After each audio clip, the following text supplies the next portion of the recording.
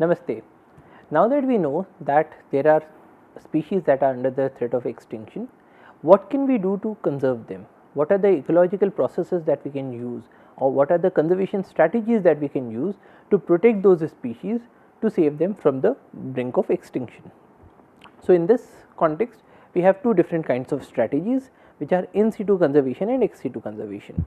And in today's lecture, we will have a look at in situ conservation. As always, we begin with the word roots. In situ means on site. So, this is conservation that is done within the natural habitat. On the other hand, ex situ conservation, ex situ means off site, which is conservation that is done outside the natural habitat. So, in situ conservation would be conservation that you are doing within the natural habitat. So, things such as national parks, wildlife sanctuaries come under in situ conservation, because you already have organisms that are living in those areas, and so you are conserving the organisms on the site.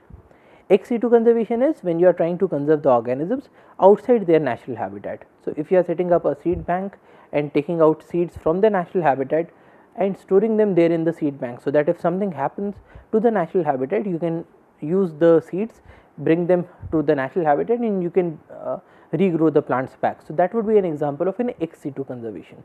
Or things such as zoos. So, you have a zoo in Delhi. So, those animals are not naturally living in Delhi, but they have been brought from different areas of India and different areas of the world, and then they are kept in the Delhi zoo. So, zoos are an example of ex situ conservation. So, the process of in situ conservation would be that areas in the natural habitat are designated as reserves, national parks, or protected areas. So, you classify the natural habitats, or you look for those areas in the natural habitat that you can classify as reserves, national parks, or protected areas. And then in these areas, ecological monitoring and interventions, that is active management, are done, and legislations are required to maintain these areas as protected areas.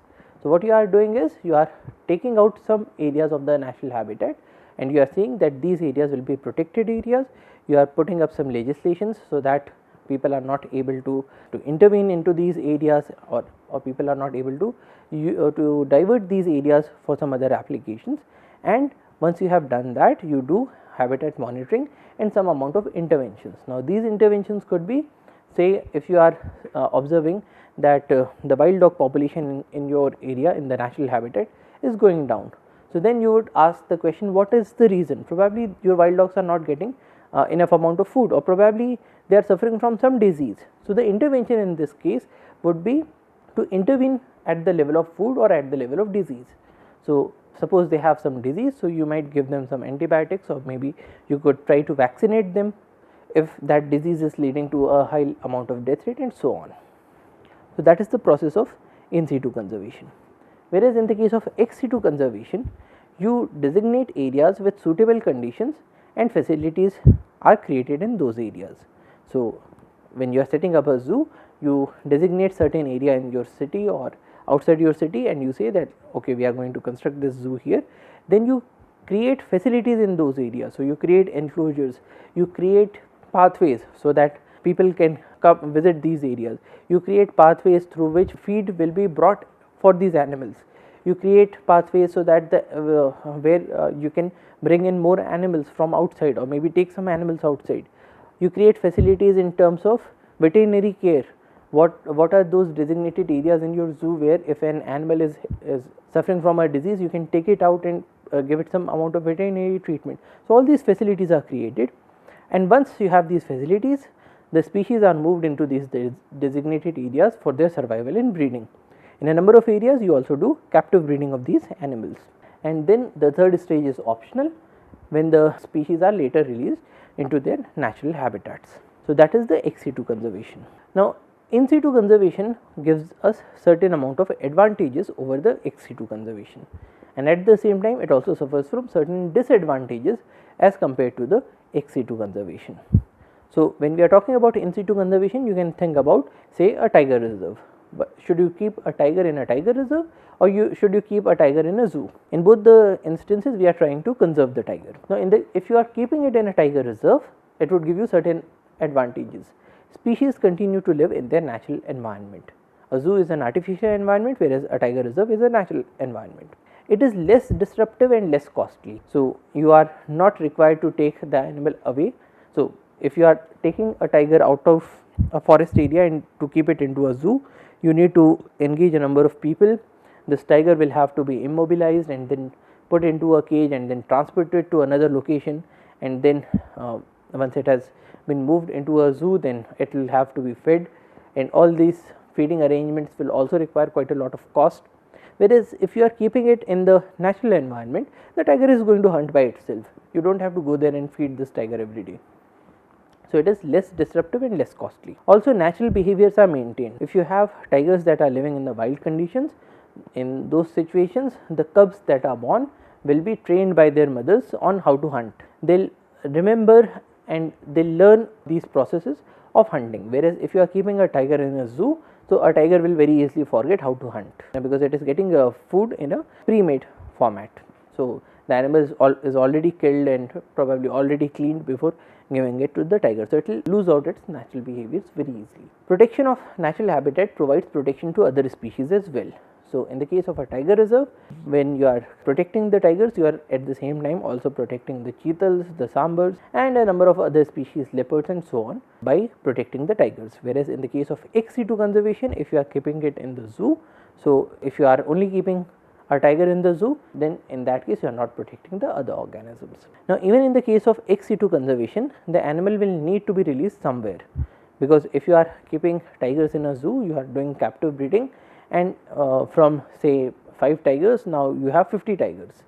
Now, if you have 50 tigers, what do you do with these 50 tigers? They will have to be released somewhere, because keeping a tiger is extremely costly. And if you have in-situ conservation sites, then these sites will provide suitable areas for such releases later on. So, which is also why you need to maintain in-situ conservation areas as well. And also, reserves double as places for scientific studies and public awareness, which is also why we keep in-situ conservation methods. However, it also suffers from certain disadvantages. It requires very large areas. So, in the case of tiger reserves, it will have tens or even hundreds of square kilometers of area, whereas to have a zoo, you might set up a zoo in a very small area, say a few square kilometers. So, in-situ conservation has this disadvantage that it requires a very large area. Also, less intensive protection and management, because the areas may be encroached upon or the animals posed. So, here we have the classic example, should you keep all your eggs in one basket or should you keep your eggs in different baskets.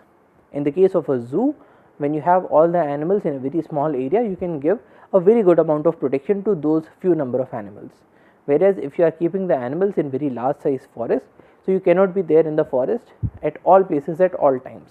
So, it is possible that that some poachers might get inside and poach some of the animals, or maybe some people would try to encroach upon some areas of the forest. So, that is a possibility, so which is there in the in-situ conservation. Then there is a threat of diseases and disasters, because your level of intervention in the case of in-situ conservation will not be very high, whereas in the case of a zoo, a disease is much easily controlled because you have access to all the different animals. So, you can give medicines to all different animals on all days, whereas in the case of in-situ conservation, that is not possible.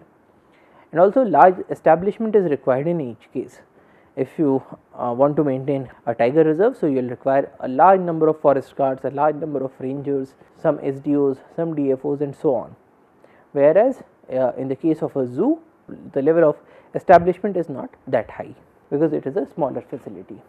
Now, if we are trying to go with in-situ conservation, so in this lecture we will concentrate on in-situ conservation. So, if we are going with in-situ conservation, what should be our strategies? So, basically we are asking the question, where should we make these reserves? We said that we wanted to create these in-situ conservation reserves, we want to make a tiger reserve. Where should we have this tiger reserve? Second, what should be the size and shape of these reserves? Is there any ecological concept through which we can determine what should be the shape and size of this reserve? Should we have large reserves? Should we have smaller reserves? Or should we have reserves that are, say, linear, or reserves that are circular, or reserves that are square in size or square in shape? What should be the size and shape of the reserves? What are the ecological principles through which these would be guided? And third question is, how are we going to manage these reserves? So, we begin with where to make the reserves. So, traditionally reserves have been created in areas that are beautiful areas. So, areas that have lush green mountains, lakes, beaches. Example, the Dachigam National Park in Srinagar, it is a very beautiful area. So, earlier when kings wanted to make a reserve, they would choose a very beautiful serene environment and create a reserve. Or we could create reserves in those areas that have a high species diversity. So, we can use our knowledge of ecology or our understanding of ecology to say that we should create a reserve in an area that has a high species diversity, so that we can conserve a large number of species if we create a reserve. An example is the Silent Valley National Park in Kerala. So, this area has a very high species diversity. Or another way of creating a reserve is those areas that harbor unique animals. So, for instance, we have this Gir National Park in Sasan, Gujarat, because we have lions there. So, the only reason we have this national park there is that we have this unique animal lion that is not found anywhere else. So, these were three ways in which traditionally we have been creating reserves, but then these could become very haphazard and based on the whims and fancies of the reserve creator. For instance, if I am not interested in lions and probably I had to set up this reserve, I could even say that lions are not important for us, let us create a reserve for say ghadials. Now, ghadials are also important species, lions are also important species, but then I can make a decision that I should have a reserve where we have ghadials and not lions, and somebody else may say that we should have a reserve where we have lions and not ghadials. Now, is there a way, can we use our ecological understanding to reduce this amount of whims and fanciness, so that everybody can come to a common platform, and so the process of reserve creation becomes more and more systematized. So, now we will look at the scientific ways of creating reserves.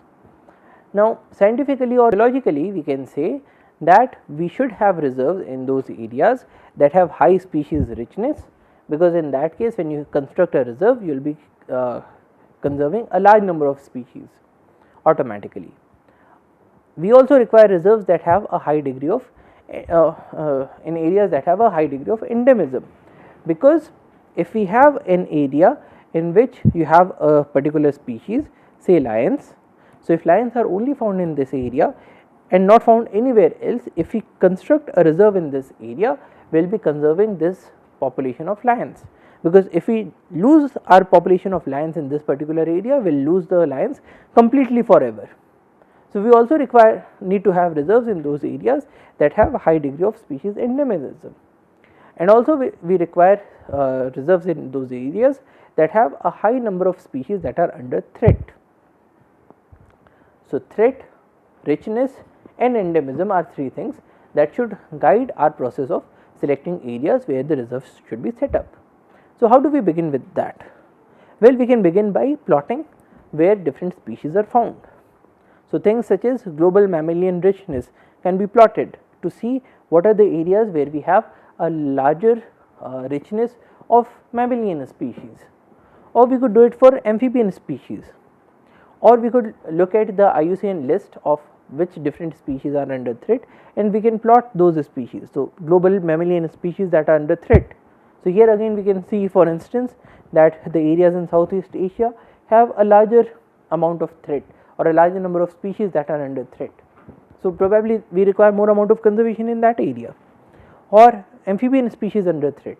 So, we can use our knowledge of the concepts of biogeography to state that because different species are found in different areas, because different areas have different habitats, and because the species under threat are found in different areas. So, which are the areas in which we need to set up our reserves? And one way in which we can collate all of this different information is by looking at biodiversity hotspots. So, as we have defined before, biodiversity hotspots are areas that have high species richness, high degree of endemism and high degree of threat. So, we have quantified all three of these, we have plotted these things together to look at the areas that are biodiversity hotspots. So, even in our country we have this Tarai region, we have the Western Ghats, and we need more amount of conservation in these areas. So, now everybody can come to this platform and say that yes, we need to conserve more and we need to construct more and more reserves in these particular areas. When we are talking about threat, there is this other concept of setting up a triage. Now triage, tri is 3. So triage says that we need to look at the level of threat that can be perceived by us. So if there is an area that has a very high degree of threat, so there is a very small piece of forest, suppose this is a very small piece of forest, and this forest is surrounded on all sides by different villages, and all of these villages are putting a very high amount of influence onto this small piece of forest. So there is a very high degree of threat that this forest is perceiving. So should we set up a reserve here? Well, the answer would be yes and no. Yes, if this area has some endemic species that we need to protect at all cost, but then we could even go for the answer of no, because we already have such a huge amount of human influences, then probably it is already a lost cause, because we, even if we set up this reserve, we cannot remove all of these humans from these surrounding areas. So this is already a lost cause. Now secondly, if the level of threat is very less, so why can we have situations where we have the level of threat that is very less? We have a very large sized forest, and in this forest there are only these areas that have the villages. So there, the amount of threat that is in this forest is very less, and especially in these areas it is extremely less. There is practically no amount of human influence in these areas. Should this area be a priority area for us? Should we set up a reserve in this area?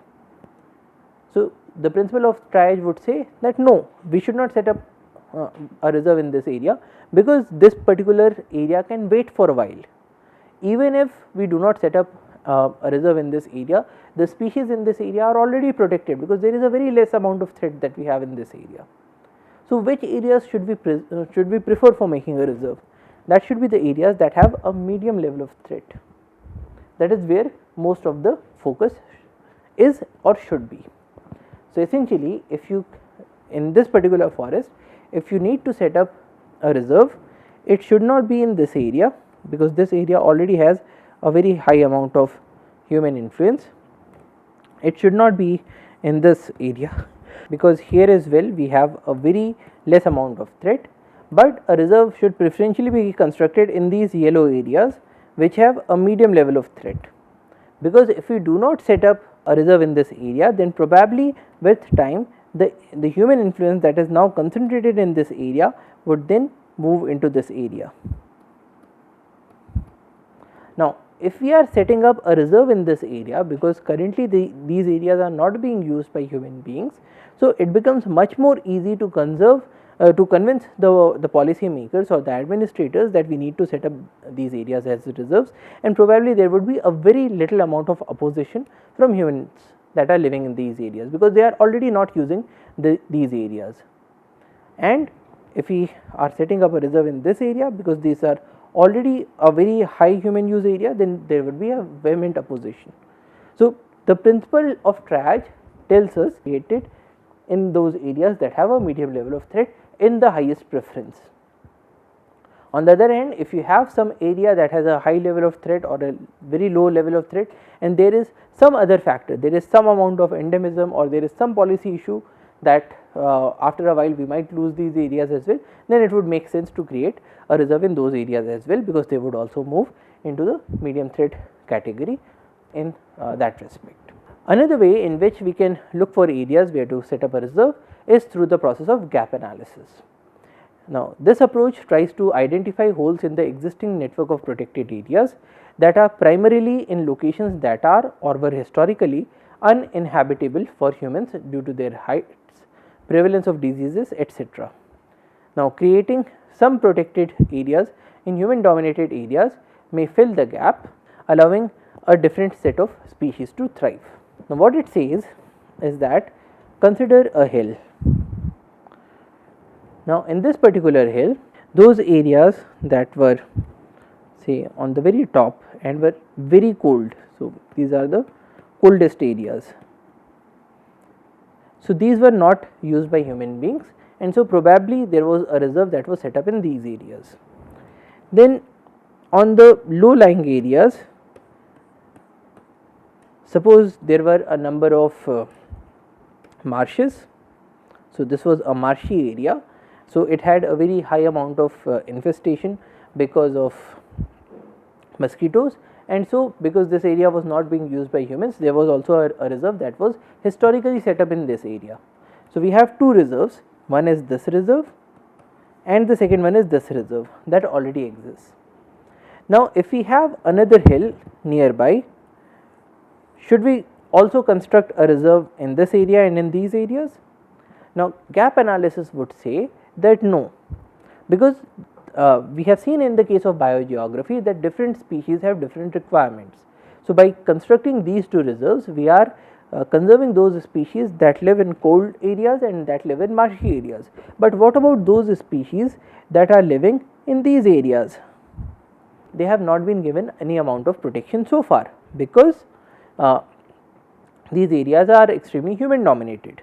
Now, if we could take some area out of here and probably convert that into a reserve, then there is one one school of understanding that says that this would be the most preferred location where we should be setting up a reserve, because if we do that, we would not only be providing a continuity between both of these existing reserves, but at the same time this would be an area whose habitat has not been afforded any amount of protection so far. So, gap analysis says that we should identify the gaps in the existing network of protected areas and set up a reserve in those areas where we can see a gap. Now, an example is the Kanchenjunga National Park in Sikkim. Now, if you look at the area, and if you look at this area in 3 dimension, we will see that most of the area is at a very great height, and so is very cold, and so this area has been set up as a national park. But then those areas that are not at that great height and are not set up as a national park, probably those are the areas where we should also devote some amount of our attention. Now, once we have decided what are the areas where we should have the reserves, the next question is what should be the shape and size of those reserves? Are there any ecological principles that should guide the shape and size of those reserves? So, now we will look at the principles of reserve design. The first principle is that big is better than small. If you have a larger sized reserve, then probably that is better as compared to a smaller sized reserve. Now, why? Again, because if you have a larger sized reserve, then probably you will have a greater amount of habitat diversity, because if you have a smaller sized reserve, that will have say n number of habitats. If you have a larger sized reserve, you will have more number of habitats. More number of habitats would then support more number of organisms, more amount of species diversity, which is why we should have larger sized reserves. Also, in the case of larger sized reserves, you can even protect those species that have a large home range requirement, which is not possible in the case of smaller sized reserves. And also, administratively, it is more secure and easier to manage per unit area, because one, larger populations are less susceptible to extinction, because in the case of larger reserves, if we have larger populations, you only have deterministic factors that are playing a role, but stochastic factors will not be playing a role. But in the case of a smaller reserve, if you have a smaller population, then stochastic factors will also be playing a role. Second, when you go for a larger sized reserve, you have a small perimeter per unit area, which means that you have a less cost of protection. Now, what does that mean? Let us consider a circular reserve of say radius r. Now, the area of this reserve will be given by pi r square, and the circumference of this reserve or the perimeter of this reserve will be given by 2 pi r. Now, the most amount of protection that we need to do is on the circumference, because it is on this circumference that people will come and get into the reserve. So, if there is some person who wants to come into the reserve for poaching, he or she will have to cross this perimeter. So, all of this perimeter needs to be given a high degree of protection. So, our costs are proportional to the perimeter of this area. Now, if we look at cost per unit area, we will find that is given by, that is proportional to 2 pi r, which is the perimeter, divided by pi r square. So, pi can get cancelled out, and so this is equal to 2 by r. So, your cost per unit area is proportional to 2 by r. Now, if you increase r, this value of 2 by r reduces. So, if you have more r, so 2 by r is less, which means that you will have a lesser cost per unit area if you have a larger amount of r. So, larger the reserve is, it means that you have less cost of protection per unit area. And third is that it is less vulnerable to catastrophes, since smaller catastrophes will not impact the whole area. So, if you have a very small size reserve, if this is the reserve, and if you have a fire, the whole of the reserve might be lost to fire. But then if you have a large size reserve and then you have a fire here, or probably a larger sized fire, then too you might be able to save the other areas. So, there was a fire that destroyed this much of portion, but then these areas would still be saved. So, in that case we say that the larger size reserve is less vulnerable to catastrophes, because you will not lose the complete population. The population that is left out, that you were able to protect in the case of a larger size reserve, might be sufficient in most cases to restock the whole reserve later on. So, smaller catastrophes do not impact the whole area. So, this is also another reason why we prefer to have large size reserves. Now, it is not just the area, but also the connectedness. One big reserve is better than several smaller reserves of the same total area. So, here you have one big reserve, here you have 4 smaller reserves, and the total area of these 4 smaller reserves is equal to the area of the big green sized reserve, green colored reserve. So, in this case also we will say that this reserve is better than having these 4 smaller sized reserves. Why? Because here we are saying that you have this one big reserve and then you have these 4 smaller sized reserves. Now, in the case of smaller sized reserves, because the populations are not connected with each other, so the animals that are here will not be able to move to this other area, so they will behave as small populations. And again, in the case of small populations, we will have more amount of stochasticity.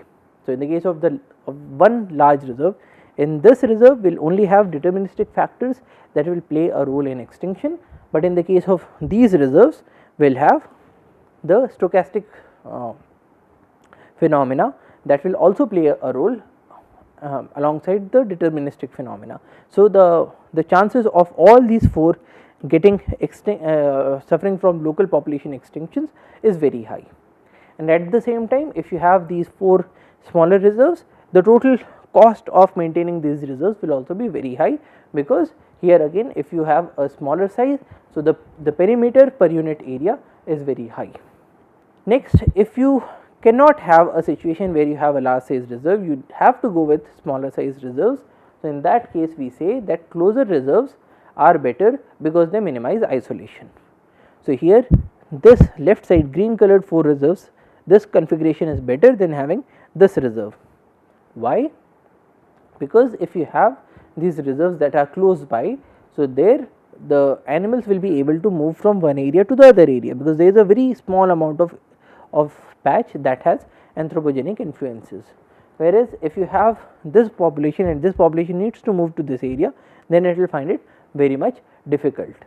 So, if these populations are able to mix with each other, so in that case this reserve, if it suffers from local extinction, you will have animals that are coming from this small reserve, this reserve and this reserve, that will restock this population. So, the amount of stochastic population loss that you will observe when the reserves are close by will be less. And similarly, not only should these reserves be close together, but then we, in place of having them in a linear fashion, we should have them in the form of a cluster, because in the case of a linear fashion, if this portion suffers from an extinction, a local extinction, only animals from here will be able to come here, but animals from here will find it very difficult to reach this reserve. Whereas if you have it in the form of a cluster, if you have local extinction here, the animals from here will be able to repopulate, the animals from here will be able to repopulate. So, cluster is always better than having a linear arrangement. So, this is also another learning that we are having from ecology. Also, circular reserves are preferred as compared to linear reserves because they have less amount of biotic pressure. What do we mean by that? If you have this reserve, so in this case, and you have say villages in the periphery. So, in this case, the central portion of this reserve will have a very less amount of biotic influence because it will be protected from all of these using all of these buffer areas. Whereas, if you have a reserve that is linear in shape, and suppose you have the villages here like this. So, in this case, the influence of these villages would be much higher as compared to when it was a circular reserve. Or to put it in other words, suppose from any village the cattle are able to go say 10 kilometers inside. Now, if you have a reserve that is in a circular fashion, so in that case you will have a 10 kilometer. So, this much is your 10 kilometers. So, this much area will suffer a heavy amount of influence because of the biotic pressure. Whereas, in this case, because this area itself is 10 kilometers, so the whole of the reserve will face biotic influences. So, in that case, to reduce the amount of biotic influences, to reduce the amount of anthropogenic influences, it is preferred to have reserves that are circular as compared to the reserves that are linear. And a good example in this case is our Mudumalai Tiger Reserve in Tamil Nadu. So, in this case, this black line is showing us the reserve. So, as you can see, this is more or less a linear reserve. Now, in the case of this linear reserve, and these blue areas are the settlements that are there inside the reserve, and if you look at the biotic pressure, we see that this 10 kilometer buffer completely covers the reserve. So, in that case, just because this reserve is linear in shape, the amount of biotic pressure is too high. Another thing is the level of connection that we have. If you have reserves that are connected with each other, so you have these 3 smaller populations, but then because they are connected with each other, they will behave like a larger population. And so, the only deterministic factors will play a role in population dynamics that could lead them towards extinction, but stochastic factors will not play that big a role, because even if you have a local extinction here, you will have animals that will migrate from this reserve and from this reserve to restock this area. And so, the chances that you will lose out your population in all 3 of these reserves together will become very less. Whereas, if you have reserves that are not connected with each other, you can have a local extinction here and then there is no animal that will come and restock this area. After a while, you can have a local extinction here, again you will not have any animals that will restock this area, and if you have a local extinction here as well, you will lose out your species in all 3 of these reserves. And if these 3 are the only reserves where you have your species, so you will lose your species completely because of this process. So, these are the factors that we need to keep in mind when we are designing a reserve. So, we looked at where our reserve should be located, and we looked at what should be the shape and size of the reserve. It should be large in size, it should be as close as possible to the other reserves, there has to be some amount of connectivity, it should be as circular as possible, and so on. Now, if nothing else works, if you are not able to have a large size reserve and you have to go with the smaller size reserve, at least try to maintain connectivity between the reserves, because in that case your animal will be able to move from one area to the next area and prevent the local extinction, restock the populations and avoid the stochastical deaths in the smaller populations. But then we are observing that even that is increasingly getting more and more under threat, as can be seen from this example from Manas. Now, here we have a satellite image of the Manas transboundary conservation area in the year 1985. Now, in this image we have classified this image so that this dark green areas are forest areas, the light green areas are grasslands or agriculture, the yellow areas are barren land, so there is hardly any yellow area in this case, the blue areas are water, and the white areas are sand or cloud. So, like this area is a sandy area. Now, I would want you to focus your attention in this area. So, here we observe that we have a forest that is coming down like this and then going up, and it is surrounded by the grasslands or the agricultural fields, and this is the image from 1985. Now, let us look at this area in 2003, 1985, 2003, 85, 2003. So, here we can observe that this small portion that we had here is lost when we move from 1985 to 2003. And now, further look at this area from 2003 to 2017, we have further lost it. So, all these forests are now getting lost. But then more importantly, if you look at these portions, if you look at this portion, if you have an animal, and this area also has a number of elephants. So, if you have an elephant that wants to move from this area to this area, so here you have these small patches that are probably habitations, and if you had an animal that wanted to move from this area to this area, you have this small corridor and you have this small corridor. Now, if we look at this area from 2003 to 2017, we observe that we are losing out these corridors as well. So, now there is complete disconnect between both of these areas. So, even the corridor connectivity that is so important for the animals is now getting more and more lost with time. So, we looked at where to make the reserves, we looked at shape and size of the reserves. The third question in the case of in situ conservation is, how do you manage your reserves? Once you have created your reserves, what next do you need to do?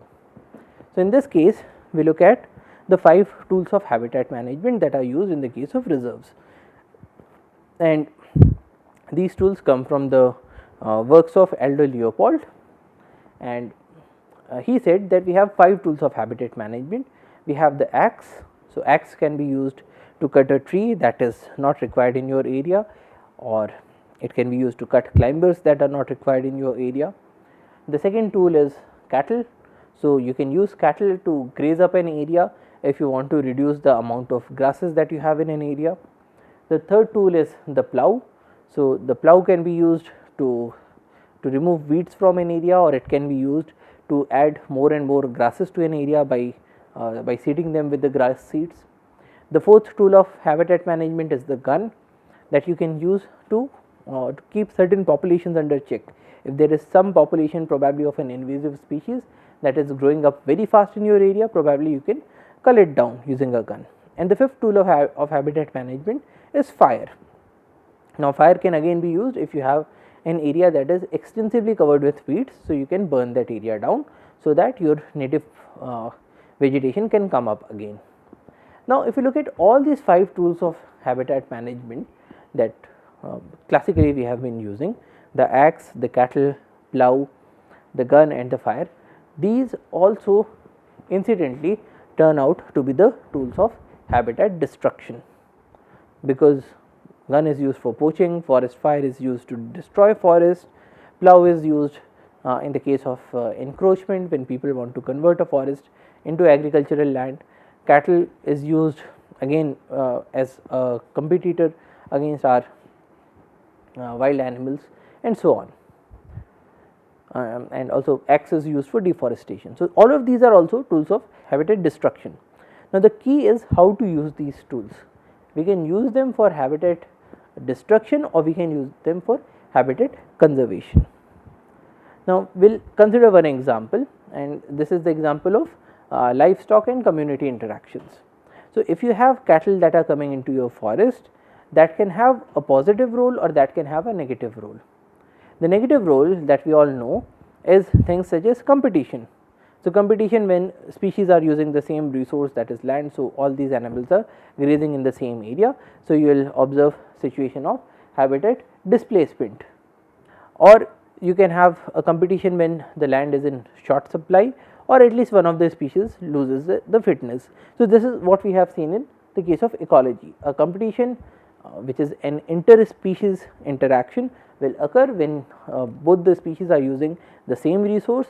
That resource is available in a quantity that is not plenty for both these species to live together at the same time, and so there would be a loss to at least one of these species, because of which we call it a negative or an inharmonious interspecific or interspecies interaction. Now, in the case of livestock competing with wildlife, in most cases the livestock wins and the wildlife is the organism that has to suffer the brunt or the negative impact, and those negative impacts can be in terms of displacement. So, we looked at habitat displacement in the last lecture as well. So, displacement of wildlife to non-prime or subprime habitats like hills or rocky patches, or it could lead to encroachment of wildlife corridors and migratory routes, or even degradation and loss of habitats, or fragmentation of habitat, or changes in behavior of the wild animals, or in the phenology of some plants, or it can even lead to spread of diseases. So, if you have cattle that are bringing in foot and mouth disease from outside, so they can spread it to the wild animals as well, or if you have dogs that are bringing in canine distemper or rabies, then that can also get spread to the wild animals. Other negative impacts are reduced nesting sites for game birds and waterfowl, because there is a lot of trampling of these nests by the livestock, and also because these by the action of these livestock a number of small bushes get lost. Also, this might lead to overuse of pastures and other resources, soil compaction and so on.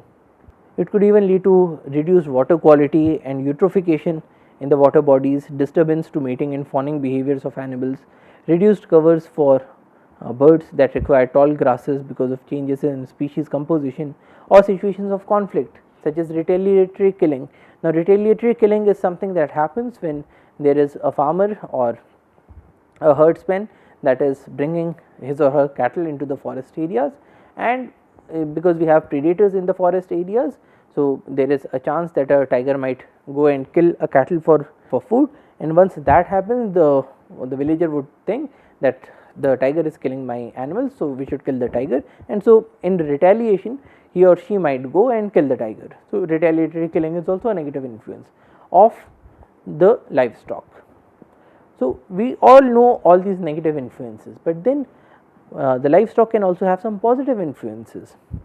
So, positive influences such as you can have an improved forage quality, because removal of coarse tall grasses allows soft and palatable grasses to grow. So, if you have coarse grasses, if you have tall grasses, and if those grasses are eaten up by the livestock, so after they are eaten up, new leaves would come in, and those new leaves might then be used by the wildlife. So, it leads to an improvement in the forage quality, or availability of insects to birds like egrets. Now, we saw this in one of our earlier lectures, in which there are birds like egrets that come and sit and wait for these livestock, and when these livestock come, so by their feeding, by their grazing movement, the insects get disturbed, and when these insects are disturbed, the egrets are able to feed on these insects. So, the livestock can support birds such as egrets that are present in the wild areas. Also, removal and reduction of cover benefits small rodents as well as birds of prey. If you have less number of shrubs in an area, so the birds such as eagles or hawks will be able to spot mice and rabbits in that area, and that will benefit these birds. Also, you can have patchy grazing that creates structurally dense habitats with lots of ecotones and species diversity. Now, this is also something that we have seen earlier in the case of ecology. So, if you have this area that was grassland and all of this area was one and the same, if you can make your cattle graze in say these two areas, so in that case the habitat of these two areas will become very different from the habitat of the surrounding areas. So, it will lead to more number of habitats, more amount of ecotones, which would also support a greater amount of biodiversity. But again, if you can make them to graze in this patchy manner. Other positive impacts are opening up of dense canopies when required. So, if you have a very dense canopy, if you have a number of trees in an area, so light is not able to reach to the ground. But if you remove these canopy, if you reduce the amount of canopy load that is there in an area, so sunlight will reach to the bottom, that might reduce say some pathogens, or that might even lead to the growth of some other species. Establishment of shrubs that benefit browsers, creation of travel corridors with selective grazing, reduction of weed spread, fire risk reduction by reducing fuel load, provisioning of food to carnivores through livestock depredation. So, there are a number of positive impacts that we have because of the livestock that are grazing in the area. Now, the role of the management is to reduce the negative consequences and to promote the positive consequences. So, if we can do that using proper management, so in that case we can use all these 5 tools of management for the conservation of wildlife.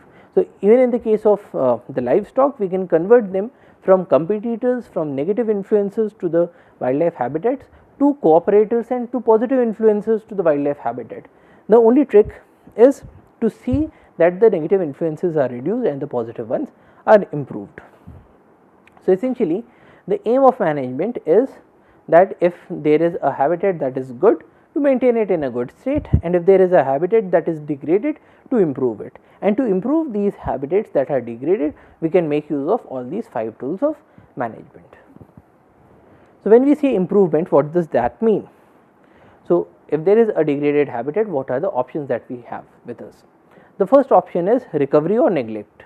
So, essentially you leave that area as such and let nature take its own course, and so it is possible that with time some species would come up into that area, there would be some amount of succession, and nature would be able to bring this area back to the prime conditions. But then in a number of cases this is more of a wishful thinking than what actually happens, because if you leave a degraded habitat as such, and if you are not removing the causes of degradation, then this area might become even more and more degraded. So, as we saw in the case of areas that are becoming more and more desertified, so you have a lot of overgrazing in those areas, say in the case of goats that we saw. So, these goats are eating up the herbs and shrubs in that area and converting these areas into more and more degraded areas. Now, if you do nothing to these goats, then probably this area will completely convert into a desert.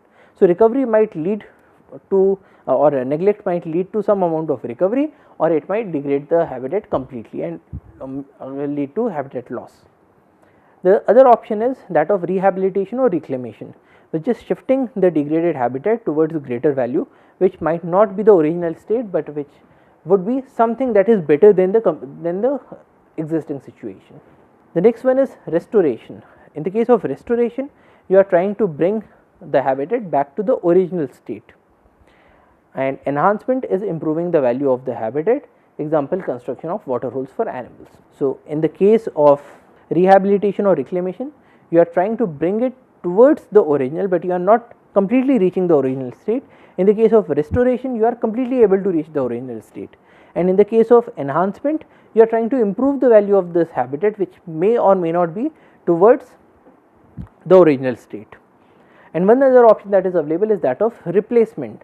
So, in place of converting it towards the original habitat, you convert it into a completely new habitat. So, for instance, there was a forest, this forest was cut down for mining purposes. So, you have these mine pits, and in place of converting these mine pits back to the forest, you fill them with water and you convert these into water bodies. So, that would be an example of replacement. So, this figure tells us what are the improvement options that are available with us. So, you have a degraded habitat, you can neglect it, you can do nothing to it.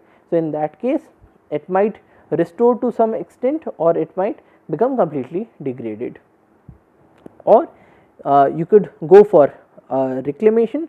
So, in the case of reclamation, you are trying to convert it towards the original habitat and you have reached somewhere in between.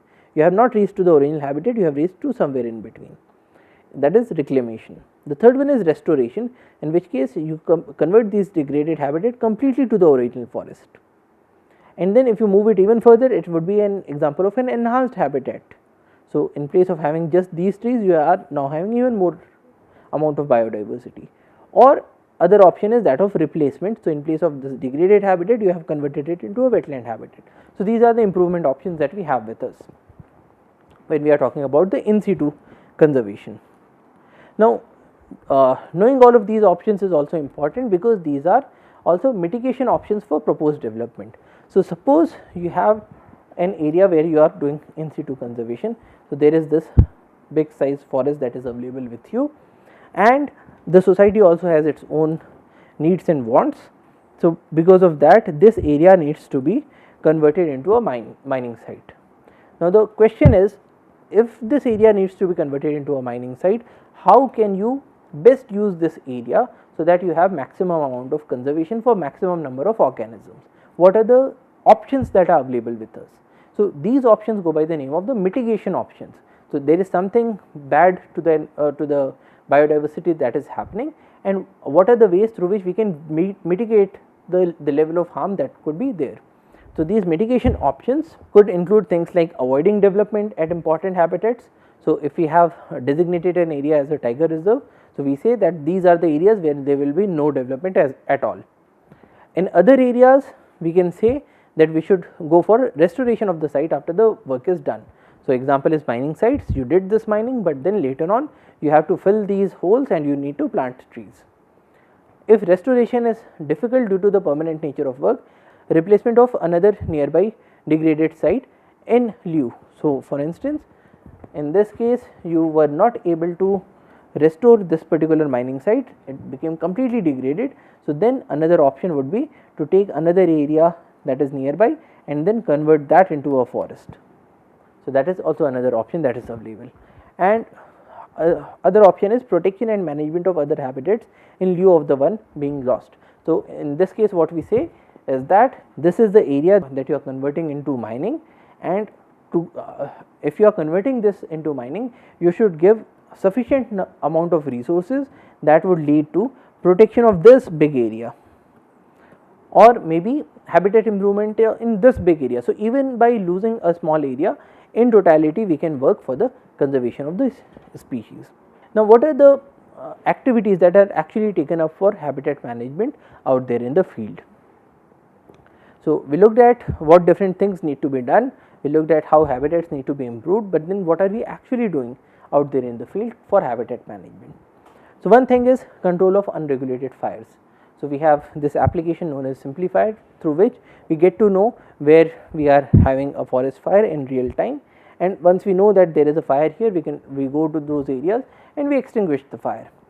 We also work with things such as fire lines. So, in the case of a fire line, if you have this big sized forest, you will convert it into smaller areas by just clearing off very small strips. So, in this case we are not fragmenting the habitat, but we are still converting a very small section to a non-tree section, so that if there is a fire in any area, this fire will not be able to jump to the surrounding forest and will be contained to that area.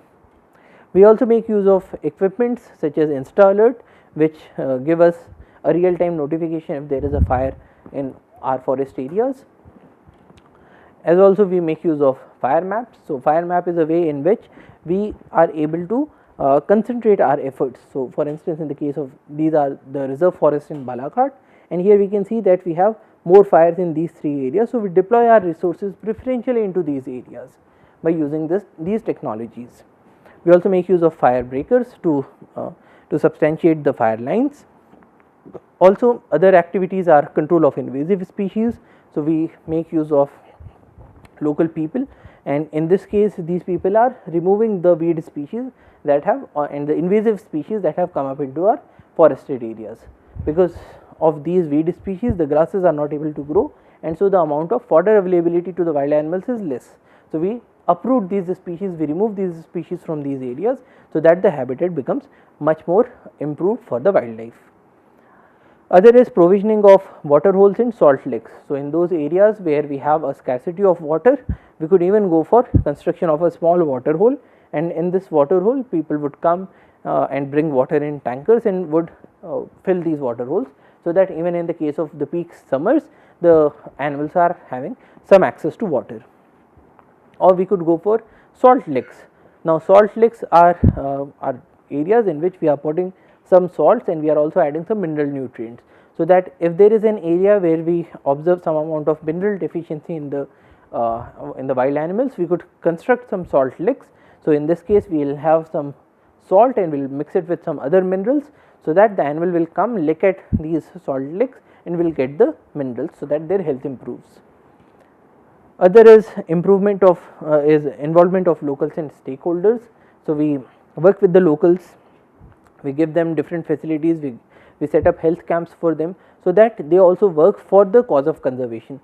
So that if we the idea here is that if we are working for a common cause, if we are friends for this common cause, so in that case people would also want to protect the forest, because only because of the forest they are getting these benefits. So, they would try to prevent poachers that are, say, coming into these areas. We also do a lot of habitat monitoring. So, in the case of habitat monitoring, we also make use of technologies such as autocams. So, in this example, we are observing wild dogs, and there are 7 puppies in this wild dog den. So, in this example, by habitat monitoring, what we are doing is we are trying to get a grasp of the population dynamics of different species. So, for instance, here if we see that there are 7 puppies, so there is a good amount of natality that is there in this population. So, it is not that much suffering from the stochastic phenomena that could lead to its extinction. So, such kind of habitat monitoring is also done, and so is plantation drives, trash collection and so on.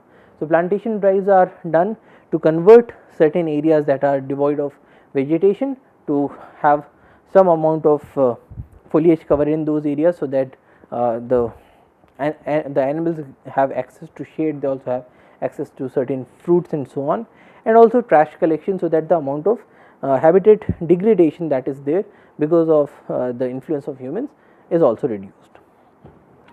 So, in this lecture we looked at in situ conservation. So, in situ conservation we began with the definition by saying that in situ conservation is conservation on the site itself. So, on site means you could create reserves, you could create, say, national parks or wildlife sanctuaries and so on, so that your animals remain there and they are able to live in their natural habitats, they are able to retain all of their cultural characteristics, they are able to retain their natural behaviors. Now, this is contrasted with ex situ conservation, in which you have conservation that is off the site. For example, construction of a zoo or construction of aquaria or construction of a seed bank and so on. Now, in a number of situations we have found that the ex situ conservation is more costly as compared to the in situ conservation, but then in situ conservation also has its own pros and cons, like animals are able to retain their behaviors, and even protection of certain species also conserves a number of other species. But then the minus point is that it requires a very huge area, very huge establishment, and you do not have that amount of control over things such as diseases, because you have a very extensive area. So, we began by looking at in situ conservation. Now, in the case of in situ conservation, we have these 3 basic questions: where should you have the reserves, what should be the shape and size of these reserves, and what should be the management interventions that we need to do for in situ conservation. So, we began with where should the reserve be. So, reserves should be in areas that have a high species richness, high species endemism, and a high amount of threat, or probably a moderate amount of threat if you go by the triage principle. We also looked at gap analysis, which tells us that we should construct reserves in those areas that have so far been left out. Then, in the case of shape and size of reserves, we looked at principles of reserve design. You should have a large size reserve, you should have reserves that are close together, reserves that are connected to each other, reserves that are in a cluster format, reserves that are more circular as compared to a linear reserve, and so on. And in the case of management interventions, we looked at different options that are available with us. We looked at neglect, we looked at restoration, we looked at replacement and so on, and we looked at different mitigation options. What should we do to prevent the harm that is there to the species that are residing in those areas. And finally, we looked at various different interventions that we are already doing in the field in the case of in situ conservation. So, we should remember this point, that conservation biology is the practical application of the knowledge of ecology for the benefit of certain species, and this is what we are doing in this particular module, and in situ conservation is a very important part of our conservation strategies.